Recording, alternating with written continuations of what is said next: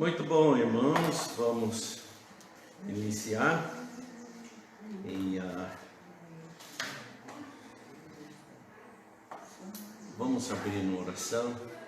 Eu gostaria de pedir, Ismael, faz favor. Senhor, nosso Deus, obrigado, Pai, por mais um dia, Senhor, de escola dominical, que possamos aprender, Pai, Sua palavra. Obrigado pelos irmãos que vieram, Pai, aqueles que estão a caminho ou que não podem por algum motivo, Senhor, abençoe também, Senhor, nos seus afazeres, Senhor, e, Senhor, a Sua palavra possa alcançar através do vídeo, Pai, outras vidas, Pai, também. Em nome de Jesus. Amém. Amém. Hoje é a nossa terceira estudo sobre a aliança davídica. Começamos em 2 Samuel, capítulo 7, versículos 12 a 17. E lá vimos que nas promessas, vimos em versículo 12, que haverá descendente davídico. Versículo 13, este descendente davídico construirá uma casa, templo, para o nome de Deus. E Deus confirmará o trono, o seu trono e seu reino para sempre. E Deus será seu pai. E vimos que essa parte da profecia está falando claramente acerca do Senhor Jesus Cristo. E semana passada nós chegamos a 1 Crônicas, capítulo 17, e nós lemos o trecho e vimos que há de novo 4 promessas. Haverá descendente davídico e Deus fará casa para essa. E como Deus prometeu fazer casa para Davi. Lembra? Toda a história começou porque Davi quis construir uma casa para o Senhor. E esse descendente davídico construirá uma casa, um templo para o nome de Deus. Deus confirmará o trono do seu reino desse descendente para sempre. Tudo isso em 1 Crônicas. E Deus será seu pai, versículo 13, eu lhe será por pai, serei por pai, e ele me será por filho. Qual é a grande diferença entre essas narrações? Alguém estudou um pouquinho?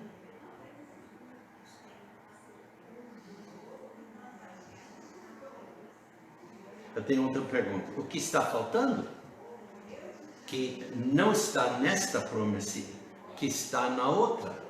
E realmente, o que eu estou referindo, nem falei durante a primeira semana. Eu quis ver se vocês iam notar. A promessa acerca de consequências por desobediência em 2 Samuel. E aqui em 1 Crônicas não diz nada sobre essas consequências. Então esse realmente fala acerca de algumas das diferenças. A promessa em Crônicas nos diz que um dos descendentes de Davi será estabelecido antes que Davi morra. E esse então obviamente está referindo a Salomão. Porque quando tudo foi prometido para ele, Salomão ainda não foi nascido. E segundo a 1 Crônicas, não diz nada sobre desobediência. E por quê? Né? Porque, segundo Samuel, versículos 7 a 12, versículos 12 a 17, fala de desobediência. Né? Seria bom nós irmos ler esse aviso para estar em nossas mentes para mais tarde, quando nós vamos referir a essa mais. Segundo Samuel, capítulo 7. Segundo Samuel, capítulo 7. Vamos ler novamente versículos 12 a 17. Diz a palavra de Deus: quando teus dias, aqui Deus, através do profeta Natan, está falando com Davi.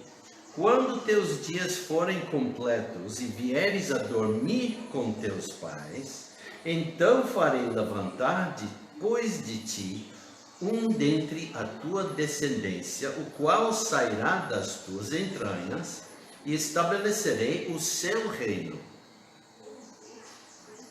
Este edificará uma casa ao teu nome, ao meu nome, e confirmarei o trono do seu reino para sempre. Eu lhe serei por pai e ele me será por filho. E se vier a transgredir, castigá-lo-ei com vara de homens e com açoites de filhos de homens. Mas a minha benignidade não se apartará dele, como tirei de Saul, a quem tirei de diante de ti. Porém, na tua casa e o teu reino serão firmados para sempre diante de ti, teu trono será firme para sempre. Então, conforme a todas essas palavras e conforme a toda essa visão, assim falou Natan a Davi. Pode ver que nessa promessa, e vamos notar no outro também, de vez em quando Deus está falando direto para Davi, e de vez em quando ele muda e fala acerca do filho, ou da sua descendência, né? Ou seu descendente. Parece um pouco confusa quando lemos isso, porque a gente, mas qual está referindo a Cristo e qual a Salomão?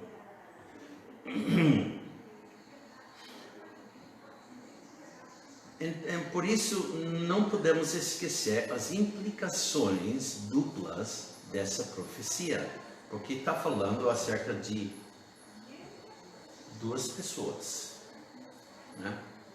A lei da dupla referência afirma que uma única parte da Escritura realmente contém duas profecias, cada uma tendo seu próprio cumprimento.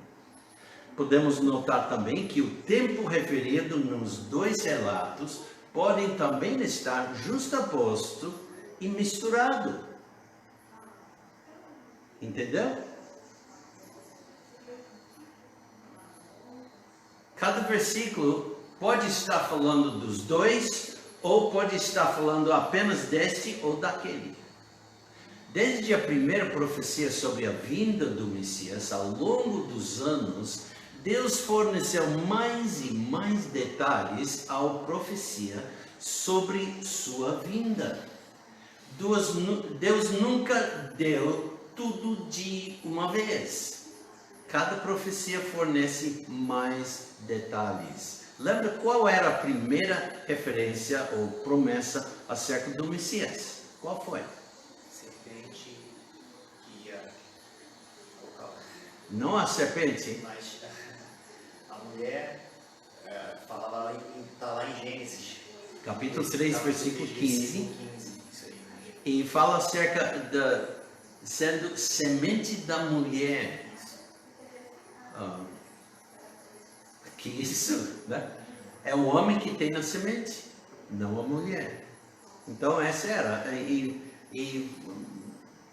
Então já do início há perplexidades casadas, né? Quase parece que algumas dessas profecias foram até escondidas dentro de relato de história, dentro de outras profecias e tudo. E creio eu, sim.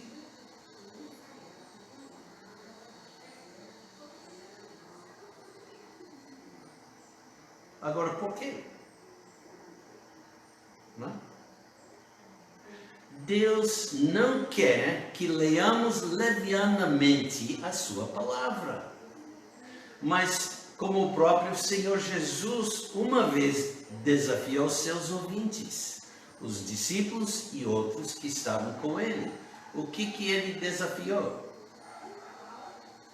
Ele disse em capítulo 5 de João, versículo 39, examinais as Escrituras, porque vós cuidais ter nelas a vida eterna, e são elas que de mim testificam.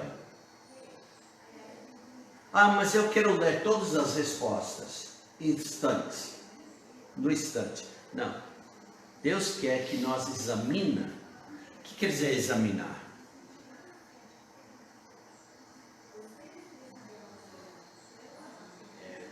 Bom, é mais do que uma leitura. Ver com detalhes. Procurando detalhes. Se esforçando para entender. Né? Paulo também nos desafia. Em 2 Timóteo 2,15.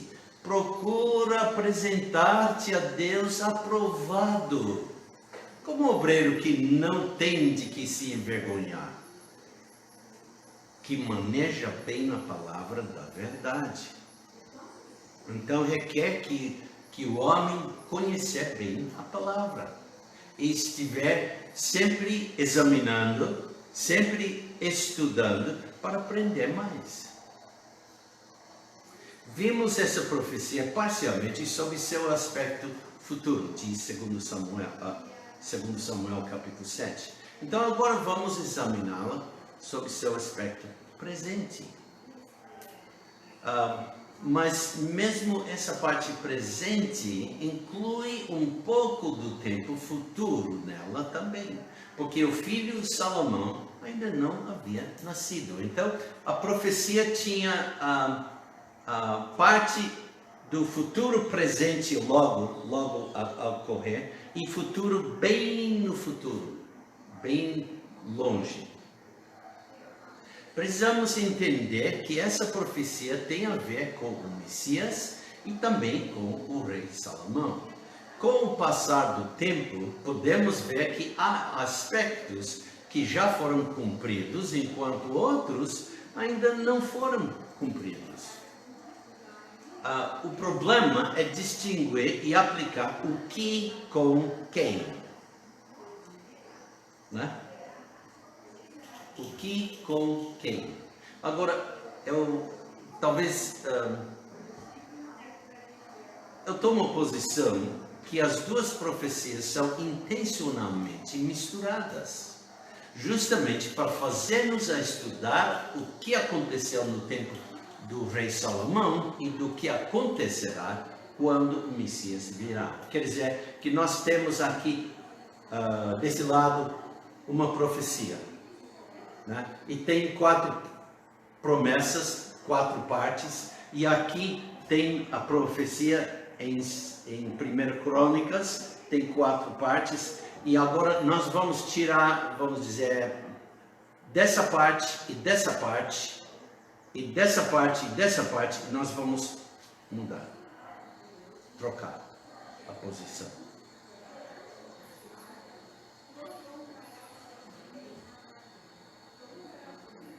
Ambas as passagens começam com a promessa a Davi por Deus de fazer para ti uma casa, em 2 Samuel capítulo 7, ou construir uma casa para ti, 1 Crônicas capítulo 17. Em 2 Samuel capítulo 7, a promessa do filho está ligada parcialmente a um tempo futuro distante após a morte de Davi, versículo 12. Enquanto em 1 Crônicas capítulo 17, nos apresenta um filho que vai nascer enquanto Davi ainda estará vivo. E este será estabelecido antes que Davi morra. Seria bom nós agora ir para a 1 Crônicas, capítulo 17. 1 Crônicas, aliás, 1 Crônicas, é o primeiro livro das Crônicas. Então, 1 Crônicas, capítulo 17. E vamos ler agora versículos 10 a 15.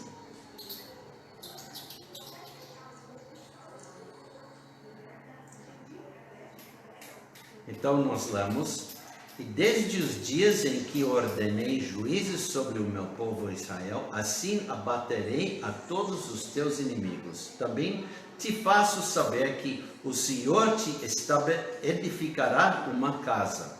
E há de ser que, quando forem cumpridos os teus dias, para ires a teus pais, suscitarei a tua descendência depois de ti, um dos teus filhos, e estabelecerei o seu reino. Lembra quando essa promessa está dando? Esse Salomão não tinha nascido ainda. Este me edificará a casa, e eu confirmarei o seu trono para sempre. E eu lhe serei por pai, e ele me será por filho, e a minha benignidade não retirarei dele, como a tirei daquele que foi antes de ti. Mas o confirmarei na minha casa e no meu reino para sempre, e o seu trono será firme para sempre. Conforme todas essas palavras e conforme toda essa visão, assim falou Natã a Davi. Então nós temos lido os dois trechos que contêm essa promessa da aliança davídica. Entendemos então que esse versículo está referindo a Salomão, porque estava vivo antes que Davi morreu, e que Davi participou na coroação de Salomão. E podemos ler acerca deste evento. Você sabe que Salomão foi coroado 2 vezes? Foi. A primeira coroação foi sem preparativos. Foi de repente. Assustou todo mundo. Vamos para 1 Reis. 1 Reis, capítulo 1.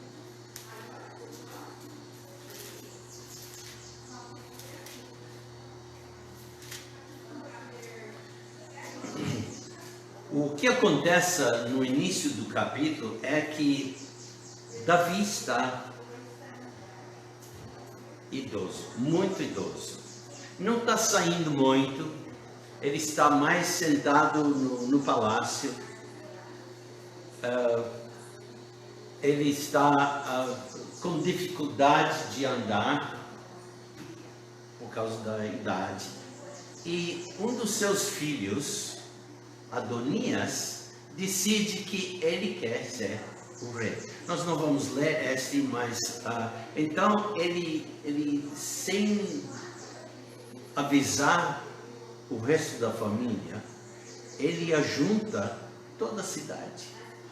Mas ele faz muita coisa e junta os líderes da nação para então causar para que ele seja coroado. Enquanto que isso está acontecendo durante um banquete, tudo, as notícias são levadas para o rei Davi. E está perguntando a ele: não te prometeu que Salomão seria o rei? Sim, sim. Então olha, escuta o que está acontecendo na cidade. Então Davi toma a iniciativa, ele diz: então, pega minha roupa real, pega meu mulo e a coroa, e vamos coroar Salomão aqui e passar ele pela cidade, para todo mundo saber, ele é rei. Foi feito. Em versículo 32 nós lemos: e disse o rei Davi: chamai-me a Zadok, o sumo sacerdote, e a Natã, o profeta, e a Benaia, filho de Joiada, e eles entraram na presença do rei. E o rei lhes disse: tomai convosco os servos do vosso senhor, e fazei subir a meu filho Salomão na mula que é minha, e levei-a a Guion, um lugar bem público. E Zadok, o sacerdote, com Natã, o profeta, ali o ungirão rei sobre Israel. Então, nesse lugar público foi ungido. Então tocareis a trombeta e direis: viva o rei Salomão! Isso ocorreu antes que Adonias foi coroado. Então subireis após ele, e virá e se assentará no meu trono, e ele reinará em meu lugar, porque tenho ordenado que ele seja guia sobre Israel e sobre Judá. Então Benaia, filho de Joiada, respondeu ao rei e disse: Amém. Assim o diga o Senhor Deus do rei meu senhor. Como o Senhor foi com o rei meu senhor, assim o seja com Salomão. E faça que o seu trono seja maior do que o trono do rei Davi, meu senhor. Então desceu Zadok, o sacerdote, e Natã, o profeta, e Benaia, filho de Joiada, e os quereteus, e os peleteus, e fizeram montar o Salomão na mula do rei Davi, e o levaram a Guion. E Zadok, o sacerdote, tomou o chifre de azeite do tabernáculo, e ungiu a Salomão, e tocaram a trombeta. Todo o povo disse: vive o Senhor Salomão. Vive o rei Salomão. E todo o povo subiu após ele, e o povo tocava gaitas e alegrava-se com grande alegria, de maneira que com o seu clamor a terra retiniu. E então, com todo esse barulho, as pessoas presentes eram o povo da cidade, o povo do reino. E eles estão assistindo a coroação. E com todo esse barulho, todas as pessoas que estão no banquete ouvem e logo dispersem para não ficar identificado com Adonias. E nós não vamos entrar nesses detalhes. Mas a coisa é que esse foi uma coroação de repente. Tem a palavra impromptu? Talvez não. Como é que é a pergunta? A palavra impromptu, sem preparação, foi uma coroação sem preparações. E então nós vamos para 1 Crônicas e veremos então, depois de alguns meses,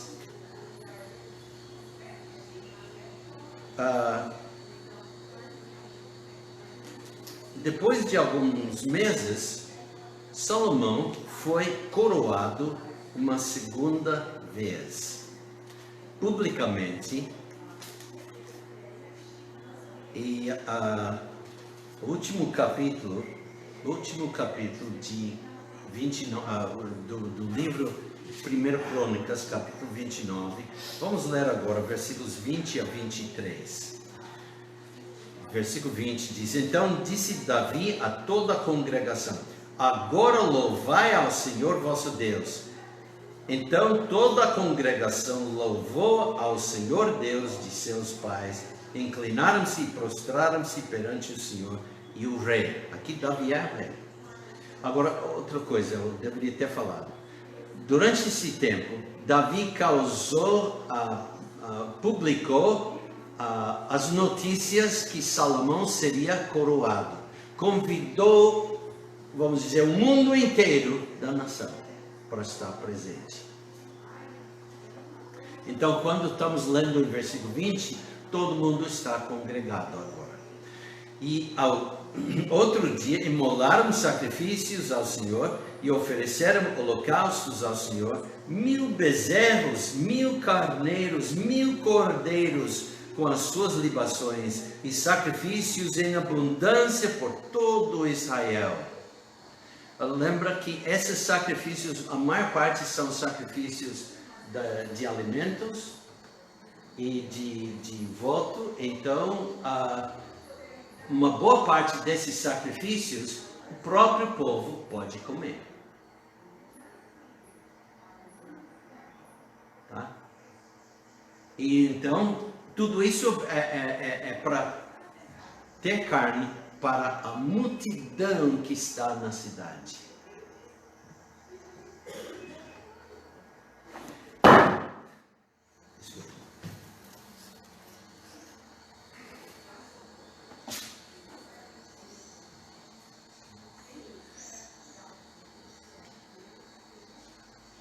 E comeram e beberam naquele dia perante o Senhor com grande gozo, e a segunda vez fizeram rei a Salomão, filho de Davi, e ungiram ao Senhor por líder e a Zadok por sacerdote. Assim, Salomão se assentou no trono do Senhor como rei, em lugar de Davi seu pai, e prosperou, e todo Israel lhe obedecia. Então, nós podemos ver que houve duas coroações. É uma coisa interessante. Muitas pessoas nas igrejas não sabem que Salomão foi coroado 2 vezes. E se ouvir, vão dizer por quê. Seu reino também fortificou sobremaneira. Nós lemos em 1 Reis, capítulo 2, versículo 12, e Salomão se assentou no trono de Davi, seu pai, e o seu reino se fortificou sobremaneira. Já passou talvez umas semanas, ou pelo menos uma semana, e o reino está se fortificando, mais e mais forte. A nação está por trás dele.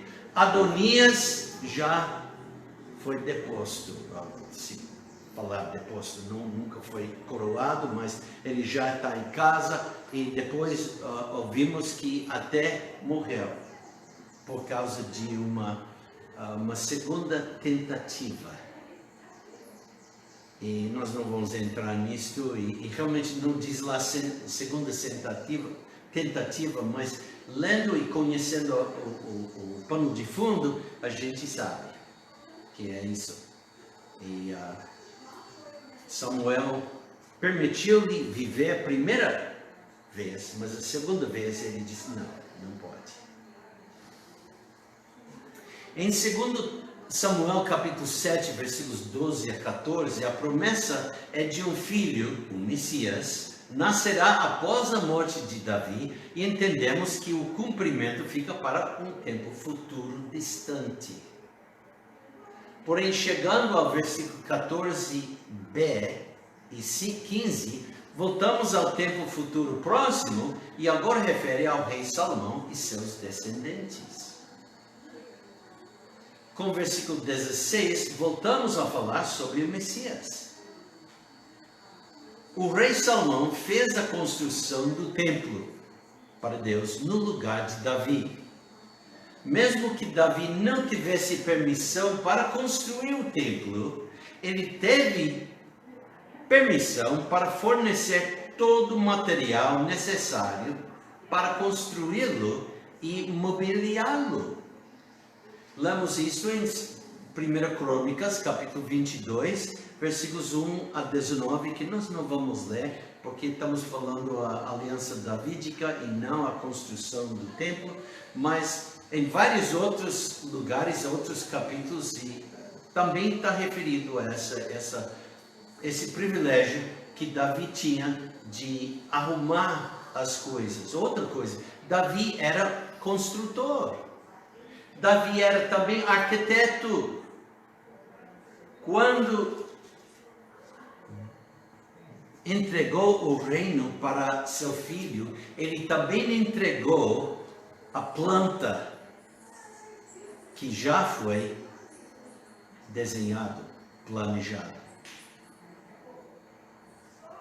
No livro de Ezequiel, capítulos 40 a 42, Deus providenciou para nós o projeto do templo que o Messias construirá no futuro. Interessante? Porque os dois constroem o templo. Né? Em Ezequiel capítulos 40 a 44, podemos ler acerca de toda a descrição desse templo futuro. Hoje em dia, os judeus, os ortodoxos e outros, lá em Jerusalém, existe um instituto do templo. Estão arrumando muitas coisas para o templo. Agora, nós sabemos que no futuro, e eu vejo, está aproximando mais e mais, né? O anticristo virá. Nada é falado sobre, como eu entendo, sobre esse trono, mas sabemos que quando ele virá, haverá um templo e que ele vai entrar, o anticristo. Ele chama isso, dizem que nós estamos já vivendo na época do terceiro templo. Já está feita, gente, já está feita o candelabro de ouro.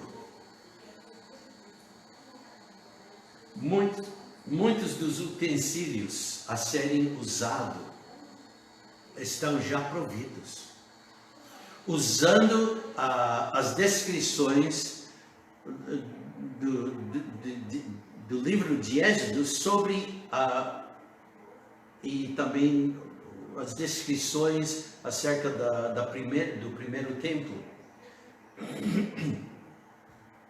E já está feito. Pode ir no internet e procurar Instituto do Templo Jerusalém e vai ver. Pode ver muitas coisas preparadas. Eu vejo que provavelmente nada dessas coisas vão ser usadas no tempo do Messias. Eu não diz que não vão, mas provavelmente.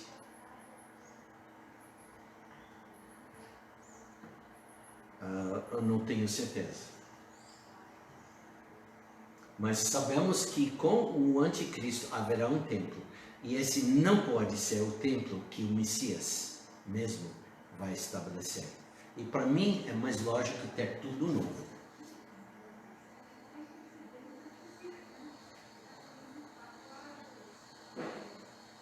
Agora, o Instituto do Templo está também usando a descrição de Ezequiel, capítulo 40 a 44, quando fala sobre vários móveis dentro. Então, é interessante. Então, os dois filhos vão construir um templo.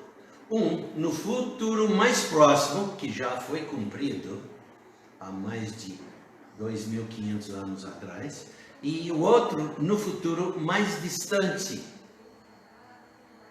E se Cristo vier hoje, então esse vai ser só o início da construção depois de 7 anos daqui, né? Porque haverá os 7 anos da tribulação. E eu creio, Cristo voltará logo, mas mesmo que o mundo está se preparando, eu vejo para a vinda do anticristo, não é ainda a hora, mas ninguém sabe. Agora é um bom momento para falar sobre o aspecto da desobediência que encontramos em 2 Samuel, capítulo 7, versículos 14 a 15. Então vamos voltar lá, 2 Samuel, capítulo 7, e vamos ler novamente esse versículo e meio, porque esse é o assunto que vamos pegar agora.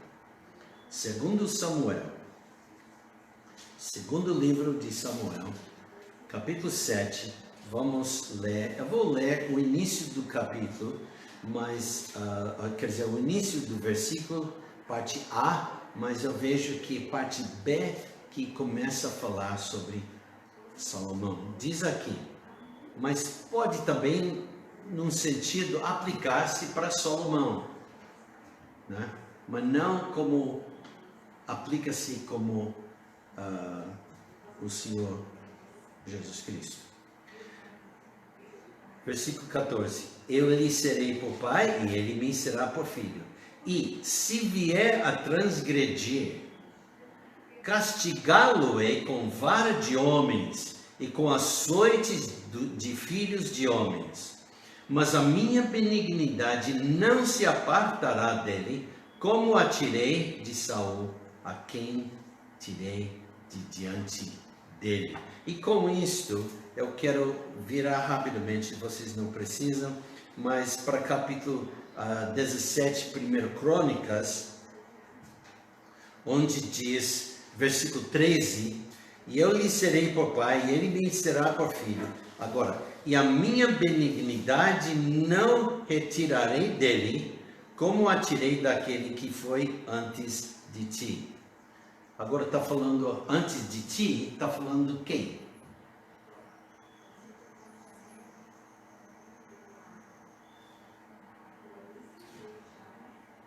Quem reinou antes de Davi?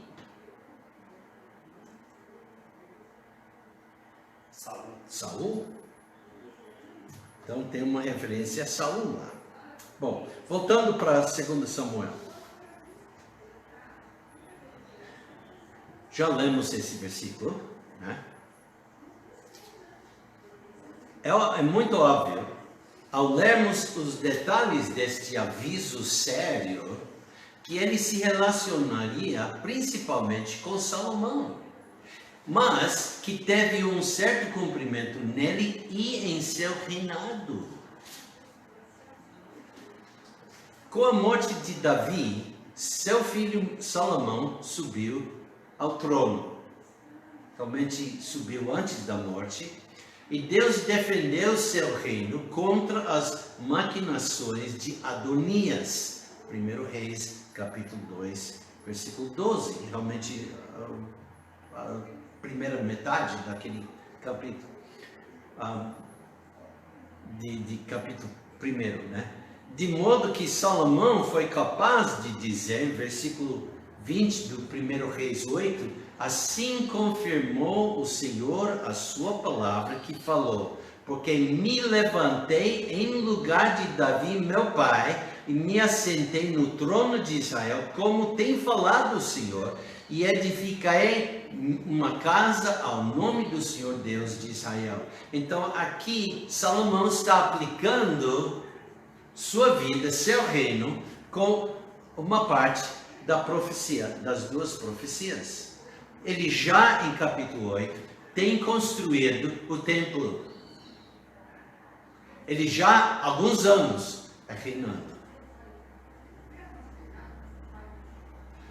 Na segunda metade do seu reino, Salomão pecou seriamente contra o Senhor ao cair na idolatria. E punição por isso, após sua morte, seu reino foi arrancado de seu filho, não inteiramente, como uma parte ainda estava reservada para a família por causa de Davi. Então a nação foi dividida em duas partes, a nação do norte e a nação do sul. A nação do norte levou 10 tribos, 11, e ao sul 1 ou 2, uma mistura um pouquinho, porque realmente, bom, o sul, Judá, fiel à família de Davi. Ao norte, Israel, que levou o nome, a nação do norte, Israel. Então esse foi uma parte do cumprimento da profecia. E quando estudamos a aliança davídica, precisamos falar sobre isto, porque faz parte das promessas da aliança. Na segunda metade, está repetida aqui. Assim o Senhor o castigou com varas de homens, mas não retirou dele a sua graça, como Deus prometeu.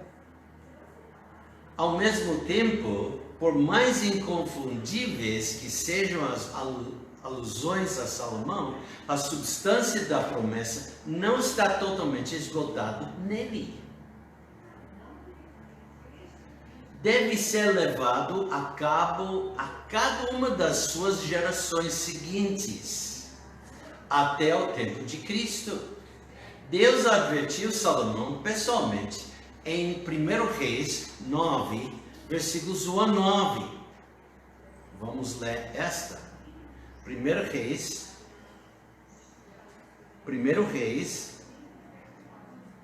capítulo 9, versículos 1 a 9. Sucedeu, pois, que acabando Salomão de edificar a casa do Senhor e a casa do rei, e todo o desejo de Salomão que lhe veio à vontade de fazer, o Senhor tornou a aparecer a Salomão, como lhe tinha aparecido em Gibeon. E o Senhor lhe disse: ouvi a tua oração e a súplica que fizeste perante mim. Santifiquei a casa que edificaste, a fim de pôr ali o meu nome para sempre, e os meus olhos e o meu coração estarão ali todos os dias. Agora ele vai adicionar mais detalhes daquele aviso sério. E se tu andares perante mim como andou Davi teu pai, com inteireza de coração e com sinceridade, para fazeres segundo tudo o que te mandei, e guardares os meus estatutos e os meus juízos, então confirmarei o trono de teu reino sobre Israel para sempre, como falei acerca de teu pai Davi, dizendo: não te faltará sucessor sobre o trono de Davi, o trono de Israel. Essa parte é interessante. Não te faltará sucessor sobre o trono de Israel. Porém, se vós e vossos filhos, agora nós incluímos os seus descendentes da sua linha,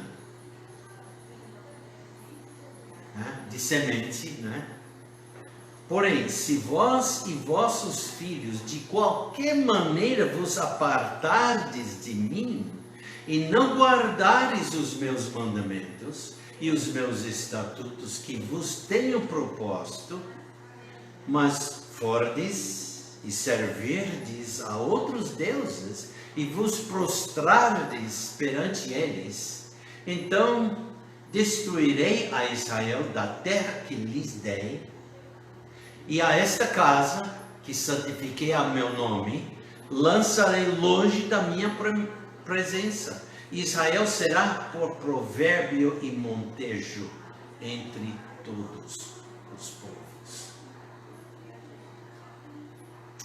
E desta casa, que é tão exaltada, todo aquele que por ela passar, pasmará e assobiará e dirá: por que fez o Senhor assim a esta terra e a esta casa? E dirão: porque deixaram ao Senhor seu Deus, que tirou da terra do Egito a seus pais, e se apegaram a deuses alheios, e se encurvaram perante eles, e os serviram. Por isso trouxe o Senhor sobre eles todo este mal.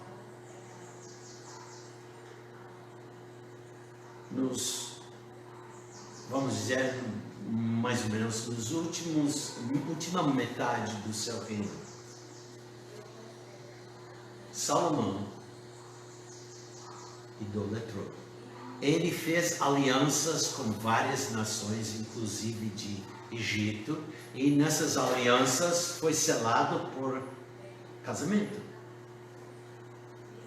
a filha, por exemplo, de Faraó ficou sua esposa. Mudou-se para Jerusalém. E sendo uma princesa tão importante, o pai e a nação, tinha que construir uma casa à parte, um palácio para ela. Ela não cria no Deus de Israel. O que ela quis? Eu quero meus deuses.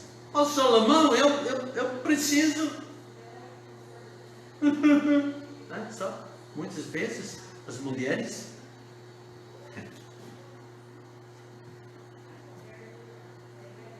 ela não foi única. Ele casou com outras, fez outras alianças. E para cada uma dessas princesas construiu casa, palácio. Não tão grande como o dele, não tão grande como a da filha de Faraó, mas fez. E entrando em cada uma dessas casas, estava cheio de quê? Os deuses, ou o Deus daquela mulher. E o que é que Salomão começou a fazer? Abaixar perante esses ídolos, adorando-os, junto com suas esposas. Agora continuaremos nesse assunto mais tarde, porque houve mais uma consequência terrível que caiu sobre a descendência dos filhos de Salomão. Cristo realmente tem o direito de se sentar no trono de Davi? Será? Cremos que sim. Às vezes surge a questão de que, visto que Jesus não era o filho físico de José, mas apenas o filho de Maria, será que ele tem o direito de se sentar no trono de Davi? Os direitos do trono passavam como? Alguém quer responder?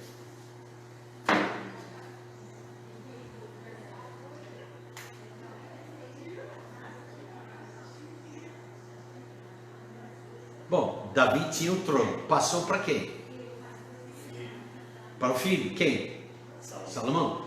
E depois passou para quem? Para seu filho. Seu filho. E nós podemos ler tudo isso nas crônicas, nos reis.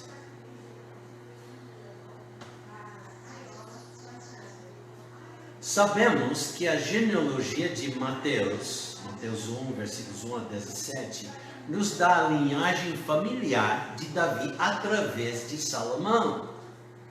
E que essa linha traça os direitos do trono para a família de Davi. Lembra? Outras linhagens da família real davídica não têm nenhum direito ao trono. Não tem.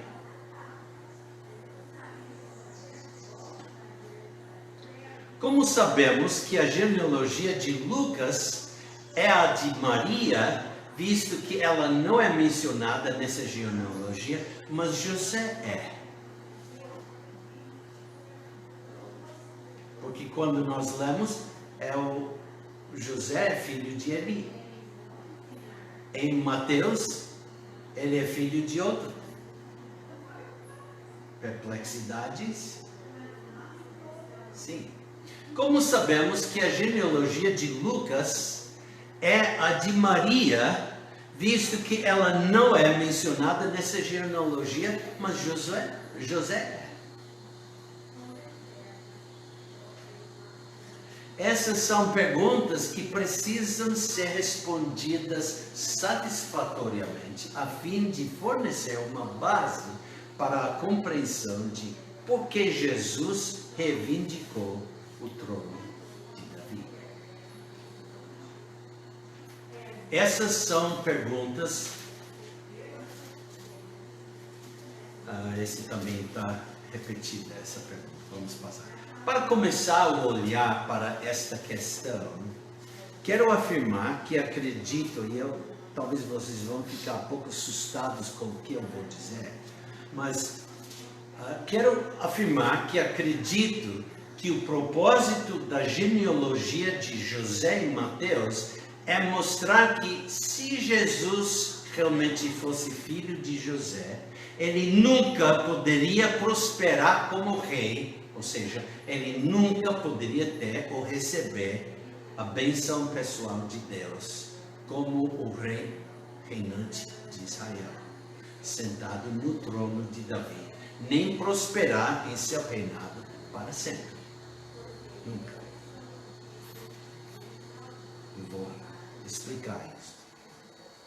Tem pergunta?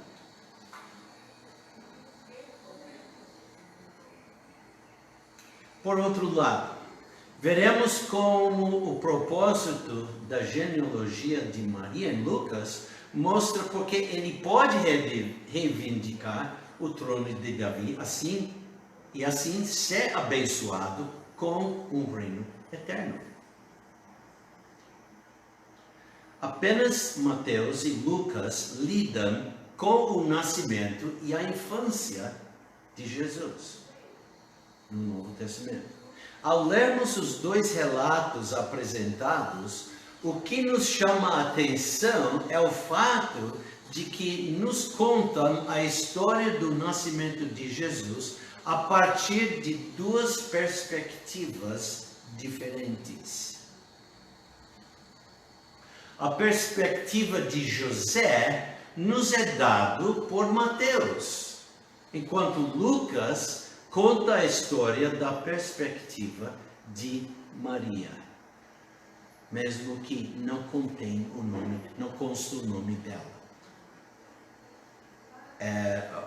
Encontramos muitas coisas interessantes neste estudo. No relato de Mateus, José desempenha o papel ativo, enquanto Maria desempenha o papel de bastidores. Podemos ouvir o que José está pensando e planejando em sua mente. Nada nos é dito sobre os pensamentos de Maria. E quando vamos ler esses versículos, fiquem notando, observando, tá? Lemos sobre como os anjos aparecem a José, mas não há registro de anjos aparecendo a Maria. Lembra, estamos falando do livro do relato de Mateus. Não mistura no momento os dois relatos. Então, quando lemos o relato de Lucas, recebemos esta mesma história contada da perspectiva da Maria. O Evangelho de Lucas é Maria quem desempenha um papel ativo, bem presente, enquanto José desempenha um papel secundário, ao contrário de Mateus. Encontramos os anjos agora em Lucas aparecendo a Maria, mas nenhum anjo aparecendo a José. A partir dessas duas narrações, torna-se evidente para nós que a genealogia de Mateus é realmente a de José, ao passo que a genealogia de Lucas é verdadeiramente a de Maria, uma vez que ele escreve da perspectiva de Maria. E logo, quando chegarmos lá, vamos dar mais razões, porque é da Maria. A partir dessas duas narrações, torna-se evidente para nós que a genealogia de Mateus é realmente de José, ao passo que a genealogia de Lucas é verdadeiramente a de Maria, uma vez que ele escreve da perspectiva de Maria. Mas então, por que precisamos dessas duas genealogias? temos duas linhas reais traçadas para nós, nesses dois relatos. Mateus nos apresenta a linhagem familiar que detém os direitos exclusivos do trono real, desde Davi até Salomão, a cada geração seguinte de filhos, até José. Sendo esse o caso, pode Jesus, como filho adotivo, realmente reivindicar o direito de se sentar no trono de Davi? Por que essa pergunta é importante?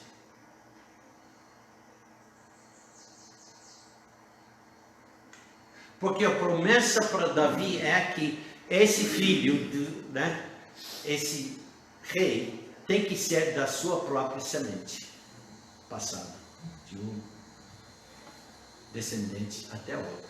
E a gente entende, então, a semente passa de Davi para Salomão, para Jeroboão, e assim. Chegamos a José. Ele é da semente. Se pudesse chegar ao trono, podia ser o rei. Mas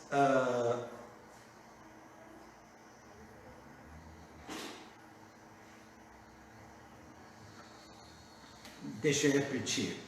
Mateus nos apresenta a linhagem familiar que detém os direitos exclusivos do trono real, desde Davi até Salomão, e cada geração seguinte de filhos até José.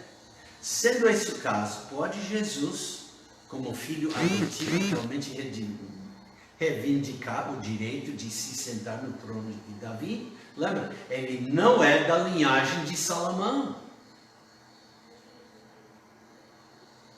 Não é da semente de Salomão. Então, por que precisamos da genealogia no Evangelho de Lucas? Né? Ambas as genealogias nos dão prova de linhagem de família real.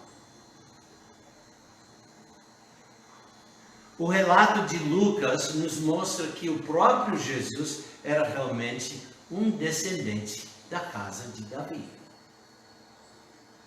Agora, qual é a verdadeira razão pela qual ele teve que ser adotado? E com essa pergunta, nós vamos terminar hoje. Vocês têm a tarefa de ler o relato em Mateus e o relato em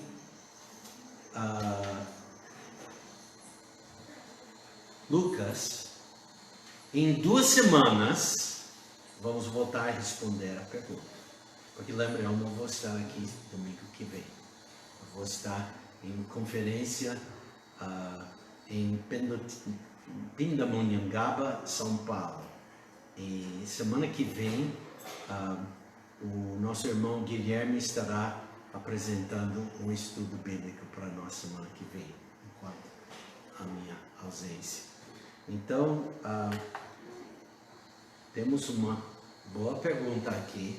Agora, qual é a verdadeira razão pela qual Cristo teve que ser adotado? Então, vamos encerrar a oração. Senhor Pai, nós te louvamos pelo privilégio de olhar mais uma vez na Tua Palavra. Pai, obrigado pelas informações que temos visto hoje, o que vamos estudar daqui a 2 semanas. Pai, esteja com nós enquanto que lemos Mateus e Lucas, capítulo 3. Pedimos, Pai, que nos dá entendimento. E todas as outras a outra profecia que veremos na próxima lição. Pai, te louvamos no nome de Cristo Jesus. Amém. Então, Deus abençoa. Obrigado.